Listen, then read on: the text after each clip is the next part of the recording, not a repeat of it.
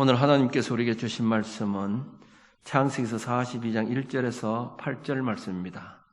제가 봉독하겠습니다.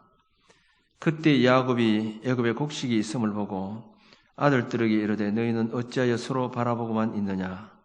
야곱이 또 이르되 내가 들은즉 저 애굽에 곡식이 있다 하니 너희는 그리로 가서 거기서 우리를 위하여 사오라.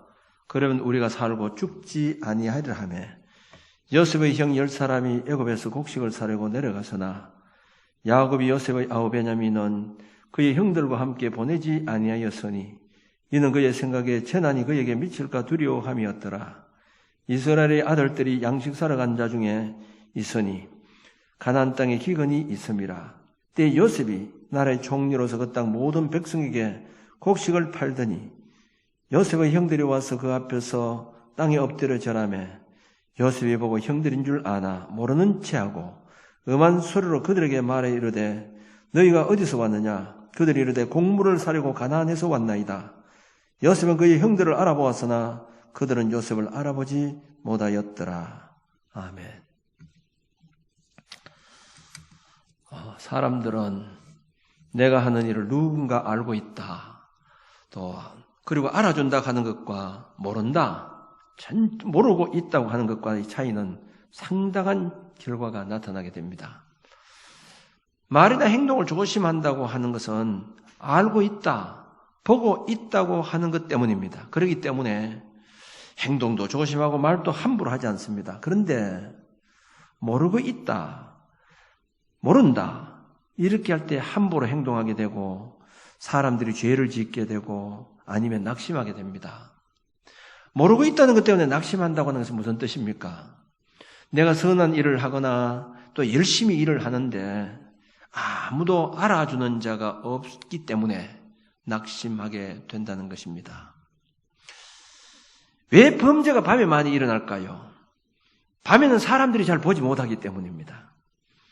낮말은 새가 듣고 밤말은 쥐가 듣는다고 하는 말이 있는데 내가 아무도 없는 곳에서 하는 말이지만은 듣는 자가 있기 때문에 조심하라는 겁니다.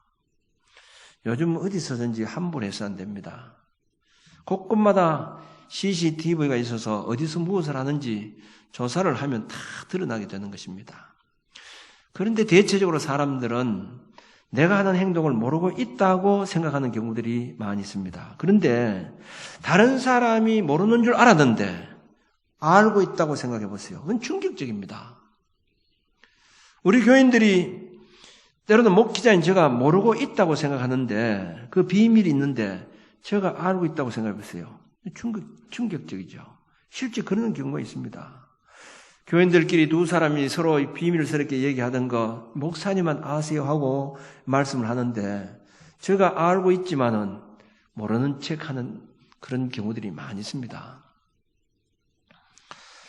사람을 판단할 수 있는 것은 다른 사람들이 다 아는 데서 나타나는 그 행동으로 그 사람을 정확히 평가할 수가 없습니다. 정말 그 사람을 올바로 평가할 수 있는 것은 그 사람이 아무도 모르는 데서 어떤 행동을 하느냐, 어떻게 살아가느냐, 그것을 보아야 그 사람이 어떠한 존재, 어떠한 사람이라는 것을 정확하게 알 수가 있다는 것입니다. 왜냐하면 사람들은 겉으로 그저 사람들이 알아주는 것 때문에 자기 본심과 다른 행동을 할 수 있기 때문에 그 사람이 알아주는 그걸 가지고 그 사람을 올바로 평가할 수는 없다는 거죠. 예수님 당시에 서기관과 바리새인들이 그들이 정말 우리가 볼 때 신앙생활을 잘하는 사람들이었습니다. 그런데 예수님께서 서기관과 바리새인들이 그들을 인정해 주시지 않았다는 것입니다. 왜냐하면 그들은 사람에 보이려고 하기 때문이었습니다. 마태복음 6장 1절 말씀 보면 사람에게 보이려고 그들 앞에서 너희 의를 행하지 않도록 주의하라. 그리하지 아니하면 하늘에 계신 너희 아버지께 상을 받지 못하느니라. 6장 5절에도 보면 또 너희는 기도할 때에 외식하는 자와 같이 되지 말라. 그들은 사람에게 보이려고 회당과 큰 거리 어귀에 서서 기도하기를 좋아하느니라. 내가 진실로 너희에게 이르노니 그들은 자기 상을 이미 받았느니라. 마태복음 6장 16절 말씀 보면 금식할 때 너희는 외식하는 자들과 같이 슬픈 기색을 보이지 말라. 그들은 금식하는 것을 사람에게 보이려고 얼굴을 흉하게 하느니라. 내가 진실로 너희에게 이르노니 그들은 자기 상을 이미 받았느니라 했습니다. 바리새인들이 구제하고 또 기도하고 금식했는데 왜 예수님께서 칭찬하지 않았을까요? 그 사람들은 모두 사람들이 보는 것을 의식하면서 하는 행동이었기 때문에 인정해 주지 않았다는 겁니다. 만일 그들이 아무도 모르게 기도하고 구제하고 금식했다고 하면 아마 주님께서 그들을 칭찬해 주셨을 것입니다. 우리가 살아가다가 선을 행하다 낙심하는 이유는 무엇 때문입니까? 알아주는 자가 없기 때문입니다. 그러나 그것을 주님이 알아주신다고 하면 절대로 낙심하지 않습니다. 여러분, 우리가 때로는 열심히 일하고 기도하고 충성을 해도 주님이 침묵하시고 아무런 결과가 나타나지 않을 때 낙심할 때가 많이 있습니다. 그러나 분명한 것은 침묵하고 계시는 것 같지만 주님은 관심을 가지고 계신다는 것을 여러분 믿으시기 바랍니다. 오늘 본문의 말씀을 잘 아는 요셉의 이야기입니다. 형들에 의해서 애굽에 팔려간 요셉이 바로 왕의 꿈 해석을 해줌으로 말미암아 애굽의 총리 대신이 될 수 있었습니다. 왕의 꿈은 7년 동안 풍년이 그 땅에 있을 것이고 7년 후에는 흉년이 있을 것이라는 겁니다. 이제 7년 흉년이 들어왔습니다. 풍년이 7년 동안 있을 때에 그들은 양식을 다 대비해서 양식을 저장해 두었는데 7년 흉년이 왔을 때에 흉년은 애굽만 있었던 것이 아니고 요셉의 형제들이 있는 가나안 땅에도 흉년이 들게 된 겁니다. 야곱은 가나안에서 흉년 때문에 살아갈 수가 없어서 베냐민을 두고 10명의 아들들에게 애굽에 가서 양식을 사오라고 했습니다. 지금 여기는 흉년이 들었지만 애굽에는 풍부한 양식이 있다고 하는 소문을 들었기 때문에 그들을 보내게 된 겁니다. 오늘 본문의 말씀은 이제 요셉의 형제들이 총리 대신 요셉 앞에 엎드려 양식을 구하는 그 장면을 보여주고 있습니다. 7절에 보면 요셉이 그들을 보고는 형들인 줄 알았으나 모르는 척 했다고 이렇게 했습니다. 12절에도 보면 요셉은 그의 형들을 알아보았으나 그들은 요셉을 알아보지 못했다고 했습니다. 왜 요셉이 알면서도 침묵하고 모르는 척 했을까요? 자기를 팔아버린 원수와 같은 그런 형들이기 때문에 외면하기 위해서 모른 척 했을까요? 요셉의 속셈은 그것이 아닙니다. 침묵을 지키고 있지만은 형들이 그 속마음이 어떤가 이것을 알아보기 위해서 그랬던 것입니다. 그래서 요셉은 그 형들을 가리켜서 너희들은 정탐들이라 이 나라의 틈을 엿보러 왔느니라고 이렇게 했습니다. 형들은 자기들이 정탐꾼이 아니라고 하는 것을 아무리 변호를 했지만은 변호가 먹혀 들어가지 않습니다. 그래서 자기 가족의 내력을 그대로 얘기한 겁니다. 우리 아버지가 계신 이 가나안 땅에는 원래 아버지가 12아들을 낳았는데 하나는 없어졌고 하나는 집에 있고 우리 10명입니다. 이렇게 얘기를 했는데 요셉이 그 얘기를 듣고는 너희들이 그 얘기를 들어보니까 진짜 정탐꾼이다. 만일 너희들이 정탐꾼이 아니라고 하는 것을 밝히기 위해서는 너희 집에 있는 그 막내 동생이라는 그 동생을 데려와야 된다. 그래야만이 너희들이 진심을 알아주겠다. 그렇게 했습니다. 형들이 어떤 마음이 들었겠습니까? 그들의 진심을 보여줄 수가 없는 정말 답답한 상황이었습니다. 그러자 요셉이 제 이야기를 너희들 가운데 한 명은 옥에 가두고 둘 테니까 너희들이 말하는 막내 동생을 집에서 가서 데려오라고 이렇게 했습니다. 그리고 시몬을 볼모로 잡아서 옥에 가두었습니다. 형들은 이제 걱정을 하면서 돌아가는데 돌아가는 도중에 자루를 열어보았는데 자루 속에 그들이 가져왔던 돈이 그 주머니에 다 있는 겁니다. 지금 양식을 사러 갔다 양식값을 주고 와야 되는데 돈도 주지 않고 오니까 그들은 더 큰일 났다고 생각하게 된 겁니다. 두려워하면서 집으로 돌아가서 아버지에게 자초지종을 다 얘기합니다. 아버지 지금 베냐민을 데리고 가야 됩니다. 그래야만 시몬을 데리고 올 수 있습니다. 이렇게 했습니다. 야곱은 아들이 또 하나 잃게 되었다고 생각을 했습니다. 왜냐하면 이제 시몬은 하나 잃어버렸다 생각하게 된 거죠. 그리고는 베냐민을 보낼 생각을 하지 않는 겁니다. 아무리 자녀들이 아버지를 설득해도 그 설득이 먹혀 들어가지 않는 겁니다. 못 보내겠다는 거죠. 그런데 가나안 땅이 흉년이 계속되니까 이제 먹을 양식이 떨어지니까 안 보낼 수가 없는 겁니다. 그러자 유다가 나와서 아버지를 설득하기를, 아버지 제가 책임지겠습니다. 어떤 일이 있어도 내 동생만은 데리고 오겠습니다. 나를 봐서라도 보내주세요. 이 유다의 얘기를 듣고 겨우 허락을 하게 된 겁니다. 요셉의 형제들은 베냐민을 데리고 다시 애굽 땅으로 가게 됩니다. 요셉 앞에 자기 동생 베냐민이 서 있는 것을 요셉이 보고 감기무량하게 된 겁니다.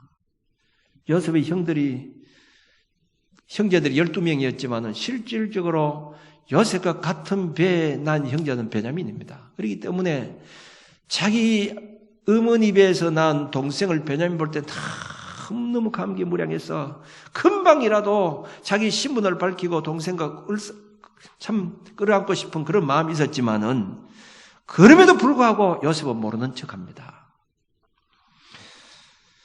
그리고 양식을 실어서 그들의 자루에 다 넣어주고는 그들을 고향으로 돌려보내게 됩니다. 이제 요셉의 형들은 아무 문제도 없이 고향으로 돌아가게 되었다고 좋아하면서 돌아가는데, 요셉이 그들을 보낼 때에 베냐민의 자루 속에 은잔을 넣고 보냅니다. 그래서 그들이 중간에 이제 한참 가고 있는데 요셉의 신하가 달려왔습니다.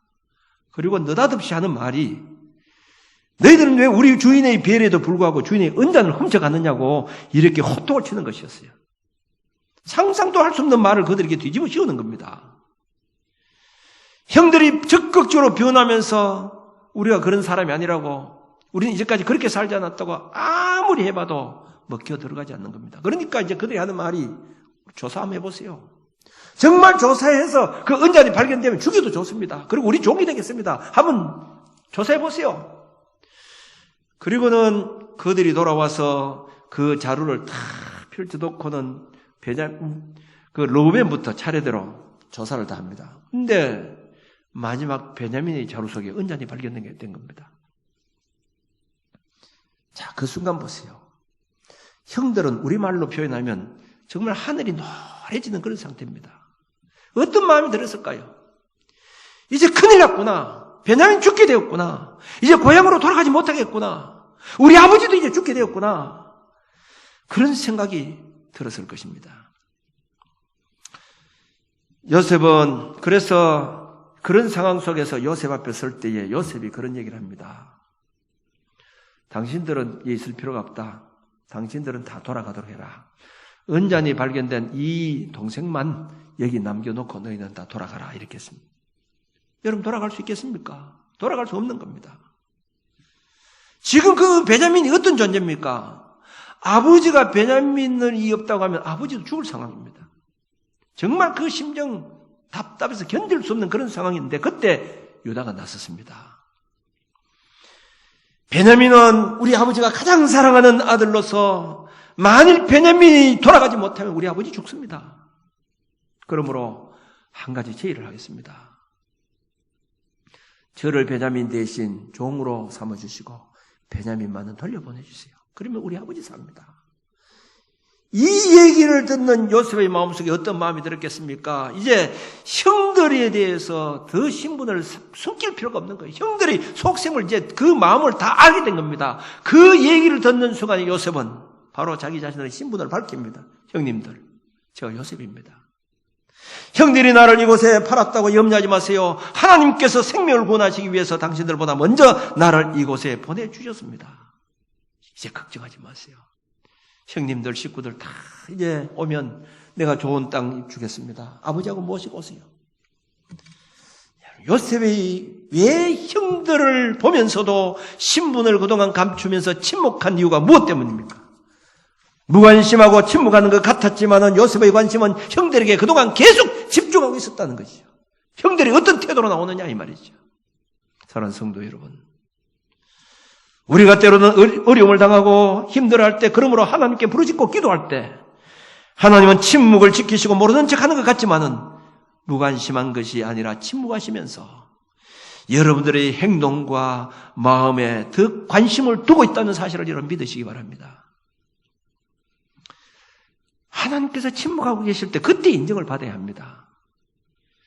만일 베냐민의 자루 속에 은잔이 발견되므로 베냐민을 두고 다른 형제들은 돌아가라고 했을 때 형제들이 모여서, 자, 이런 상황이니까 어떻게 되겠느냐? 우리만이라도 돌아가자.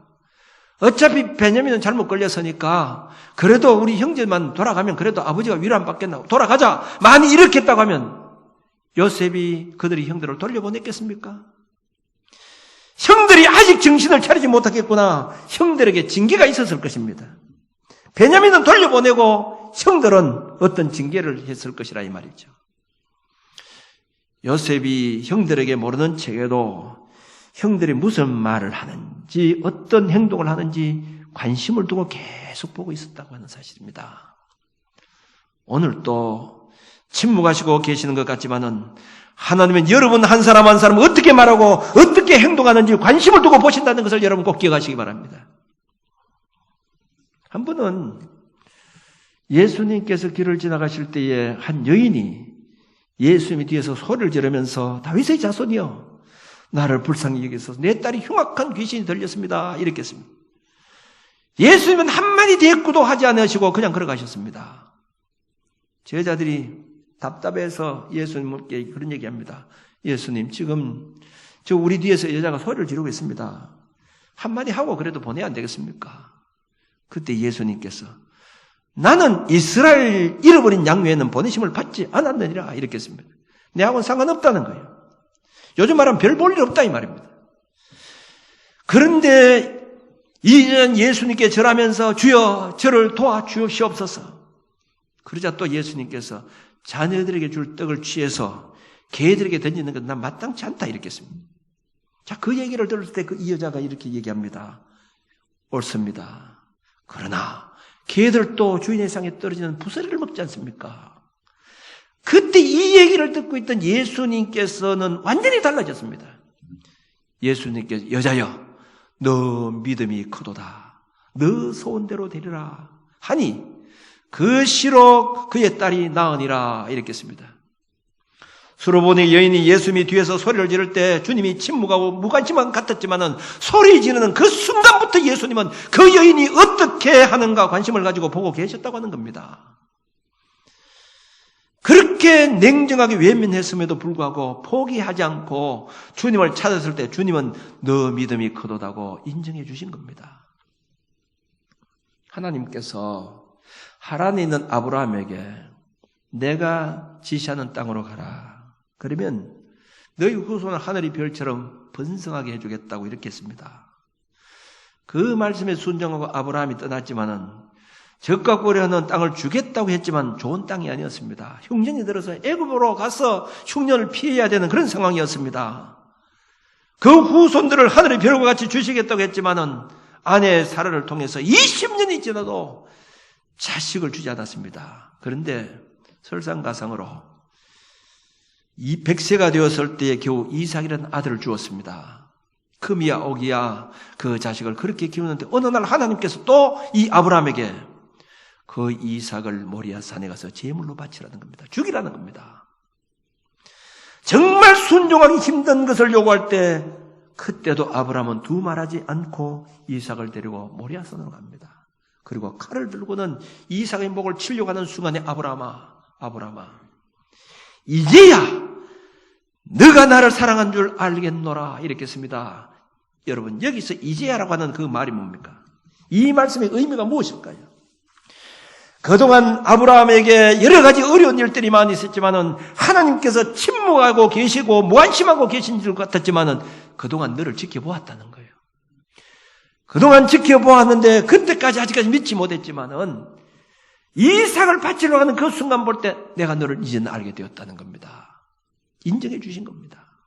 여러분 오늘 또 우리가 어려움이 있어 하나님께 부르짖고 기도할 때 그리고 힘들어할 때에 왜 하나님께서 개입해 주시지 않는가? 왜 무관심하고 계실까? 왜 내 사정을 몰라주실까? 왜 나를 돌아보지 않을까? 원망스러울 때가 때로는 많이 있을 것입니다.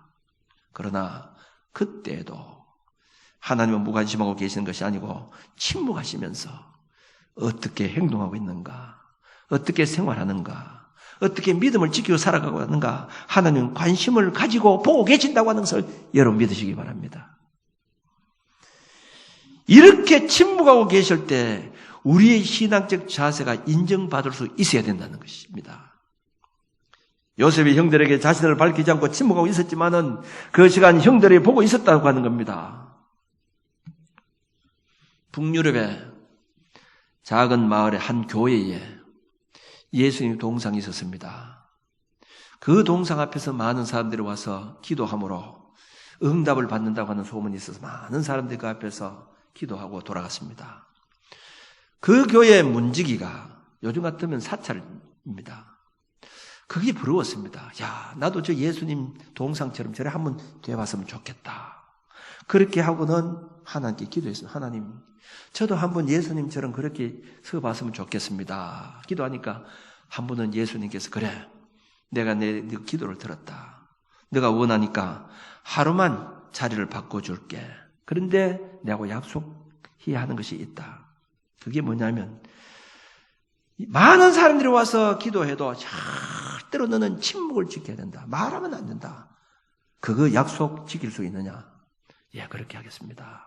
이제 약속을 했습니다. 그리고는 예수님은 문지기가 되고 자기는 예수님처럼 동상이 되어서 거기 서 있었습니다. 많은 사람들이 거기 와서 기도하고 돌아가고 이렇게 했는데 한 분은 한 젊은이가 돈 주머니를 가지고 왔습니다. 그리고는 그 주머니를 넣고 하나님께 기도합니다. 하나님, 저는 지금 도박합니다. 그런데 도박에서 돈 많이 따게 해주세요. 도와주세요. 그렇게 기도하고 돌아가면서 돈 주머니는 놔두고 그냥 가버리고 말았습니다. 한 농부가 그 다음에 또 왔습니다. 기도하러 왔습니다. 하나님, 내 아내가 병들어서 지금 죽어가고 있습니다. 수술을 해야 되는데 돈을 주세요. 그래야만 내 아내가 살 수 있습니다. 기도하고 눈을 떠보니까 돈 뭉텅이가 여기 있는 거예요. 이거 하나님께서 금방 응답해 주셨구나. 그렇게 생각하고는 그 돈 뭉텅이를 가지고 돌아갔습니다.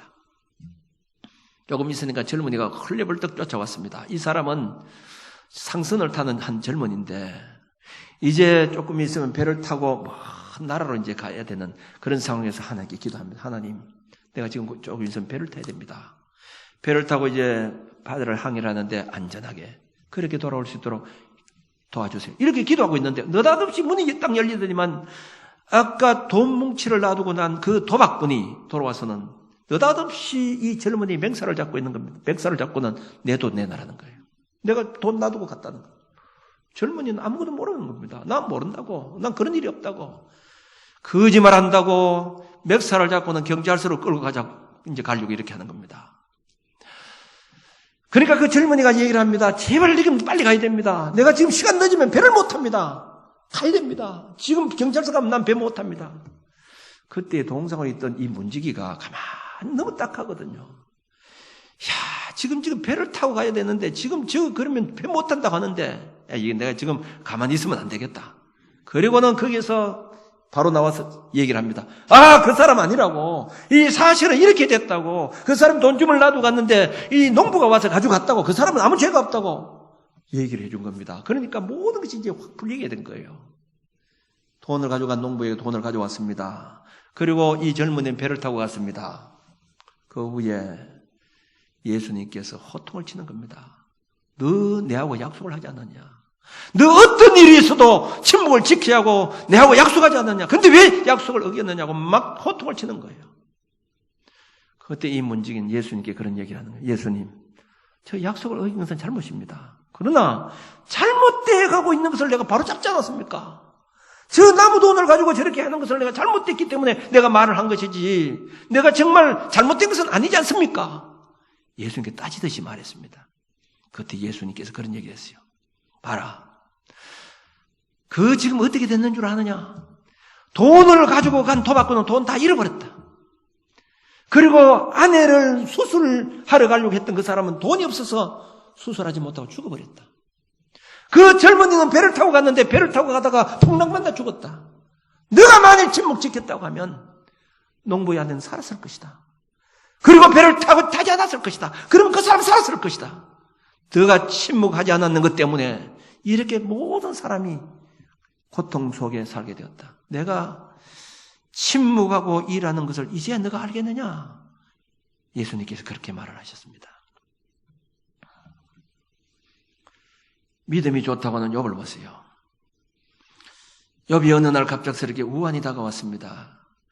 그 많던 재산이 다 날아가 버렸습니다. 그리고 10명의 자식이 한꺼번에 죽었습니다. 그리고 온몸에 병이 들었습니다. 친구들이 와서 위로해 준다고 하는 것이 더 고통을 주는 겁니다. 너가 죄를 지었기 때문에 그렇다. 회개해라. 위로가 되지 않는 겁니다. 그럼에도 불구하고 그렇게 믿음으로 살아간 욥이었지만은 하나님께서 한마디도 말씀하지 않았습니다. 침묵하고 있었다는 거죠. 그런 고통 가운데서도 욥은 주시는 것도 여호와시요 취하는 것도 여호와시오니 여호와 이름이 찬양을 받을지니더라.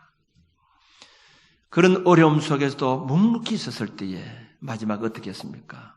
하나님께서 욥을 살펴보게 된 겁니다.